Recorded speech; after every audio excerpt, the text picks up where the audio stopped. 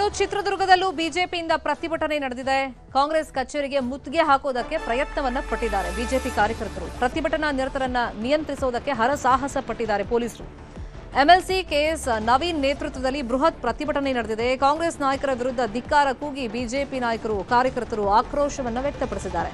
Rahul Gandhi, DK Shivakumar ಹಾಗೆಯೇ BK Hariprasad ವಿರುದ್ಧ ಘೋಷಣೆಗಳನ್ನು ಕೂಗಿದ್ದಾರೆ. ಬಿಜೆಪಿ ಪ್ರತಿಭಟನೆಗೆ ಕಾಂಗ್ರೆಸ್ ಕಾರ್ಯಕರ್ತರು ವಿರೋಧ ವ್ಯಕ್ತಪಡಿಸಿದ್ದಾರೆ. ಪ್ರತಿಭಟನೆ ವೇಳೆ ಪ್ರಧಾನಿ ಮೋದಿ ವಿರುದ್ಧ ಘೋಷಣೆ ಕೂಗಿದ್ದಾರೆ. ಮೋದಿ ವಿರುದ್ಧ ಘೋಷಣೆಯನ್ನು ಕಾಂಗ್ರೆಸ್ ಮುಖಂಡ ಸಂಪತ್ ಕೂಗಿದ್ದಾರೆ. ಹಾಗಾಗಿ ಎರಡೂ ಪಕ್ಷಗಳ ಮುಖಂಡರನ್ನ ನಿಯಂತ್ರಣ ಮಾಡೋದಕ್ಕೆ ಸ್ಥಳದಲ್ಲಿ ಪೊಲೀಸರು ಹರಸಾಹಸ ಪಟ್ಟಿದ್ದಾರೆ. 100ಕ್ಕೂ ಹೆಚ್ಚು ಜನ ಬಿಜೆಪಿ ಕಾರ್ಯಕರ್ತರು ಪ್ರತಿಭಟನೆಯಲ್ಲಿ ಪಾಲ್ಗೊಂಡಿದ್ದರು.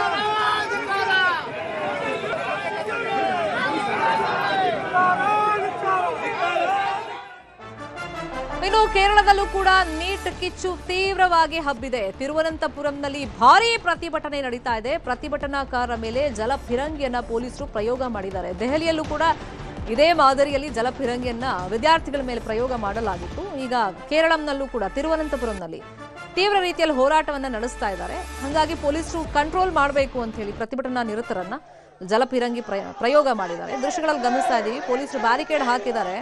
ಅದನ್ನು ತಳ್ಳುವಂತ ಪ್ರಯತ್ನವನ್ನ ಪ್ರತಿಭಟನಾಕಾರರು ಮಾಡಿದ್ದಾರೆ. ಅದಕ್ಕೆ ಪೊಲೀಸರು ಅವಕಾಶವನ್ನ ಮಾಡಿಕೊಟ್ಟಿಲ್ಲ. ಸೊ ಹಾಗಾಗಿ ಅವರನ್ನು ಕಂಟ್ರೋಲ್ ಮಾಡುವಂತ ನಿಟ್ಟಿನಲ್ಲಿ ಜಲಫಿರಂಗಿ ಪ್ರಯೋಗವನ್ನ ಪೊಲೀಸರು ಮಾಡಿದ್ದಾರೆ.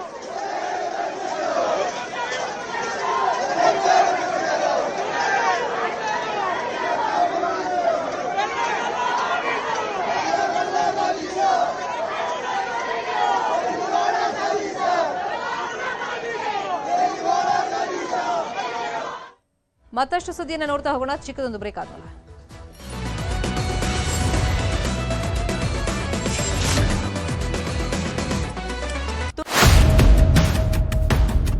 ದಿನದ ಪ್ರಮುಖ ಸುದ್ದಿಯ ಸಂಪೂರ್ಣ ಡೀಟೇಲ್, 3 ರಿಪೋರ್ಟ್, ನಿಖರ ವಿಶ್ಲೇಷಣೆ.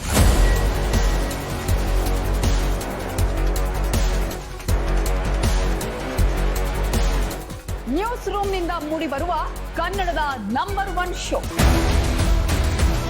ನ್ಯೂಸ್ 18 ಕನ್ನಡ ವಿಶೇಷ ವರದಿ ಪ್ರತಿದಿನ ರಾತ್ರಿ 8:26ಕ್ಕೆ.